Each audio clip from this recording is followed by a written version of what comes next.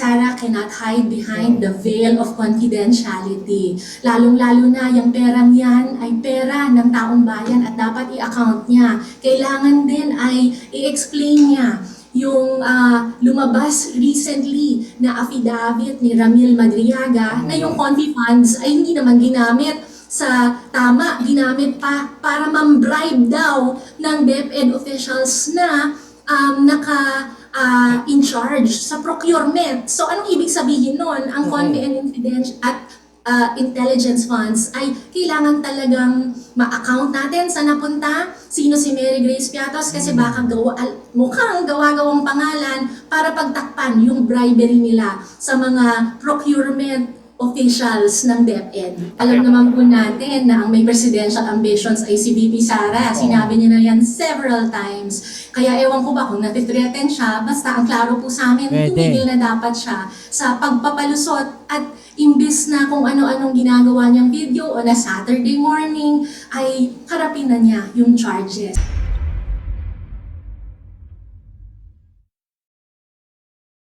Hey, what's up? Welcome back din sa ating channel, It's Bolts TV. Alright, so ito pag-usapan natin mga babayan, no? Okay, so ito panoorin natin mga babayan, no? Yung buong statement po, no, ng akbayan, no, laban po dito kay Sara Duterte. Alright? Let's go. Well, unahin ko na Paeng, ano? Anong reaksyon nyo dito sa pahayag ni VP Sara, no? Mainit-init pa na pamumulitika, harassment lang itong inindosong impeachment complaint ng akbayan. Naku, Sabadong-Sabado may pasabog ang ating Vice Presidente. Ang tingin namin dito ay para bang merong halong takot na tinatago sa bravado. Nakakatawa nga kung handa sila doon sa ebidensya, bakit meron pang pa-video message? Parang na-rattle ata si VP Sara at sila yung kinakabahan na baka umusad na naman ng impeachment at makita na yan, kinakabahan daw si Sara Duterte, mga kababayan. Finally, ang ebidensya na magpapakita na talagang kailangan managot ng ating Vice Presidente and she doesn't deserve the position that she's holding right now. Sabi mo, may halong takot. Takot saan? O kanino? Naku, takot sa katotohanan, takot sa taong bayan. Kasi ito na naman at matatapang nating mga civil society leaders na at the forefront of filing this complaint. At ang akbayan andito in our supporting capacity, endorsing the complaint dahil alam natin na ang mamamayan ay matagal nang naghihintay. In fact, over a year na nga na overdue na sagutin ni Sara kung sino nga ba si Mary Grace Piatos at yung kanya pang at kung saan nga napunta ang confidential at intelligence funds. Kaya sa totoo lang ay baka lalo na mukhang na-transmit na ng Office of the SecGen sa Office of the Speaker ang aming complaint. We're hopeful na tuloy-tuloy na ang katotohanan, tuloy-tuloy na ang pananagutan. But how confident are you na itong isinampang impeachment ay may sapat na ebidensya para ma-impeach siya, no, ng Kongreso and eventually may angat na sa Senado at magkaroon ng trial? Baka nakita po ng ating mga kababayan, yung dala namin, nakatrolley pa nga yung dangkal-dangkal na papeles at ebidensya. May mga videos pa na kung saan kitang-kita yung pagbabanta halimbawa ng assassination ni VP Sara, which is one of the articles of impeachment because that assassination plot is already a betrayal of public trust at culpable violation ng Constitution. So marami po tayong ebidensyang isinama doon sa ating impeachment complaint and we're confident na mas marami pang ebidensyang makakalap once the hearings are proceed. And we're hopeful na hindi lang ang taong bayan, lalong-lalo na ang ating mga kongresista at mambabatas will see the merit of this case and will ensure that accountability will be served. Paeng, kung pakikinggan natin yung mensahe ni VP, tila si Senator Risa Ontiveros yung binabanatan niya, no? Reading between the lines, ano kayang ibig sabihin nito para sa inyo? Ewan ko po, parang gumagawa na naman ng palusot si VP Sara dahil hindi niya madepensahan yung serious charges in our impeachment complaint ay naghahanap Ano yan parang diversionary tactics, parang ganun yung sinasabi dito, no? Na hindi nila kayang harapin yung impeachment, hahanap sila ng ibang issue, no, na pag-uusapan, no, para malihis lang ba ng konti, no, yung focus doon sa impeachment case sa kanya. No, imbis na yung kaso ang pagtututukan ng mga tao, no, parang nagpapasok sila ng usaping political. 'Di ba? Na kaysa ginagamit yung impeachment na yan para sa 2028 election, which is yun din naman yung sinasabi nila noong nakaraan pa. 'Di ba? siya ng ibang mababalingan ng kanyang Yan, diba? galit at Oo. para sisihin ang taong bayan. At parang ang Oo. napag-iinitan niya ngayon ay ang akbayan at ang aming senador na si Risa Ontiveros. Yon, parang ganon mga kababayan, 'di ba? So wala siyang mabanatan. So binanatan niya ngayon yung mga nag-file ng impeachment laban sa kanya. Pero sa totoo lang, sana wag na siyang mag-aksaya ng panahon na maghanap pa ng ibang tao na pagbabalingan para makalusot sa pananagutan at paghandaan na lang yung hearing Exactly. na paparating. Paghandaan na lang yung impeachment complaint. Dapat gano'n na lang, no? Sagutin na lang, 'di ba? Yun nga yung sinasabi natin palagi ng mga kababayan natin. 'Di ba? Kaysa parang iniiwasan yung impeachment, sagutin na lang. No, yung impeachment.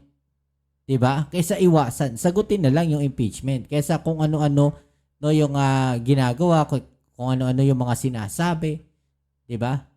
Na aming final against her. Well, paeng malayo-layo pa yung 2028. Pero sa tingin mo ba, may kinalaman na ito, yung pagpapalutang ng pangalan ng senadora, si Senator Ontiveros, as a potential presidential candidate sa 2020? Actually, mga babayan, mali nga sila 'di ba? Mali sila ng taktika Kasi kung natatakot sila, no, dito kay Hontiveros para sa 2028 election, no, ito honestly sinasabi ko lang sa inyo, no, hindi nila dapat, no, kinakaladkad yung pangalan ni Hontiveros. Bakit kamo? No, the more na kinakaladkad nyo yung pangalan ni Hontiveros, the more na umiinit yung pangalan niya, the more na pumapasok sa isip ng mga tao. 'Di ba? Yung pangalan ni Hontiveros, Risa Hontiveros, sinisisi si Risa Hontiveros, kesyo ganito si Risa Hontiveros, 'di ba? So, lalong pumapasok sa isip ng mga tao si Risa Hontiveros. Kaya pagdating sa 2028, no, at si Risa Hontiveros ay tumakbo bilang presidente, 'di ba? Yan ay nasa isip ng mga tao, Risa Hontiveros. 'Di ba mga kababayan? Malinaw na mali yung taktika na kanilang ginagawa. Imbis na tumahimik na lang sila, hinayaan nila yung impeachment, 'di ba? Hindi pa nila nabanggit, no, repeatedly yung pangalan ni Hontiveros. Hindi pa parang ano yan parang naging libreng promotion, no, kay Risa Hontiveros para sa 2028 election, 'di ba? 28. At Ang alam naman po natin na ang may presidential ambitions ay si VP Sara. Sinabi niya na yan several times. Kaya ewan ko ba kung natithreaten siya, basta ang klaro po sa amin, Pwede. tumigil na dapat siya sa pagpapalusot at imbis na kung ano-anong ginagawa niyang video o na Saturday morning ay harapin na niya yung charges at hindi ang mga mamamayan at yung mga well-intentioned politicians na gusto lang naman ng pananagutan ang kanyang puntiryahin pero ang kanyang harapin ay yung mga ebidensya na ating ihahain at hinain na nga in our impeachment complaint. hindi daw natin makikilala si Mary Grace Piatos according to VP Sara's camp dahil part daw ito ng confidentiality ng ginastos na Intel Fund. So paano Oo niyo nga. igigiit na ilabas na yung katauhan nitong sinasabing mga dubious names sa listahan na discover? VP Sara cannot hide behind the veil of confidentiality. Lalong-lalo na yung perang yan ay pera ng taong bayan at dapat i-account niya. Kailangan din ay i-explain niya yung lumabas recently na affidavit ni Ramil Madriaga na yung confi funds ay hindi naman ginamit sa tama, ginamit pa para mambribe daw ng DepEd officials na in charge sa procurement. So, anong ibig sabihin nun? Ang confi and infidential at intelligence funds ay kailangan talagang ma-account natin sa napunta, sino si Mary Grace Piatos, kasi baka mukhang gawa-gawang pangalan para pagtakpan yung bribery nila sa mga procurement officials ng DepEd. Puntahan lang natin tong si Congressman Eli San Fernando because he said na parang hindi na makakakuha ng suporta sa plenaryo ang impeachment complaint kay VP Sara. Kung makapasa man ito daw sa committee level, baka sa plenaryo hindi na kasing overwhelming yung support compared to last year. No? Your thoughts, please. With all due respect po kay Congressman Eli, ay narinig nga po natin yung interview niya kanina. We are looking at the bigger picture, and the bigger picture here is the people deserve accountability. Kailangan pong marating natin ang pananagutan kasi ang mangyayari niyan, ang makikita na namang pwedeng lumusot ang mga malalaking politiko sa atin sa pananagutan. Kaya napakahalaga po na we will see this complaint through to its conclusion. Siguraduhin nating mapanagot si VP Sara. And yun po ang bigger picture, to end this culture of impunity. At tayo po ay kampante pag nakita ng mga kongresista ang ebidensyang ating hinain, wala po silang magiging alinlangan na bumoto para sa katotohanan, para sa pananagutan. But of course, Paeng, how confident are you na boboto ulit itong mga kongresistang ito knowing na alam mo to, maraming at stake, no? At saka this is a political exercise, political practice aside from being a constitutional process, ano? Maraming nakataya sa politika. Lalo na't na nalalapit yung 2028 and VP Sara currently is still the leading potential presidential candidate, ano? So, how do you think this will take part dito sa pagboto sa plenaryo in case makalusot ito sa committee level? Precisely. Pag nakita ng ating mga kongresista yung ebidensya, malalaman ng lahat that this person do not deserve to be the topmost official of our land. So this is not just a legal proceeding, this is a political proceeding, at napakahalaga na as we deliberate on the facts of the case and maipakita natin kung gaano kalala yung pang-aabusong ginawa ng ating Vice Presidente, ay mas untenable na maging presidente siya pagdating ng 2028. Dahil napakahalaga that whoever will sit in Malacanang in 2028 ay hindi naman yung pinagnanakawan ang taong bayan, hindi naman yung merong tendencies at merong propensity to violence and even murder. So makikita po natin yan sa ating impeachment complaint, yung mga iba't ibang dahilan bakit hindi nararapat maging Vice Presidente si Sara, lalong-lalong hindi dapat siya maging presidente ng bansa. Of course, bukas ang Billionarius channel sa panig ng kampo ni VP Sara. Now, maraming salamat sa iyo, no? Alright, sa'yo mga kababayan, ano? Parang sinasabi nila dito, no? Tama na, sobra na, tanggalin na. Parang ganun. Tapos pagdating sa 2028, tama na, sobra na, palitan na.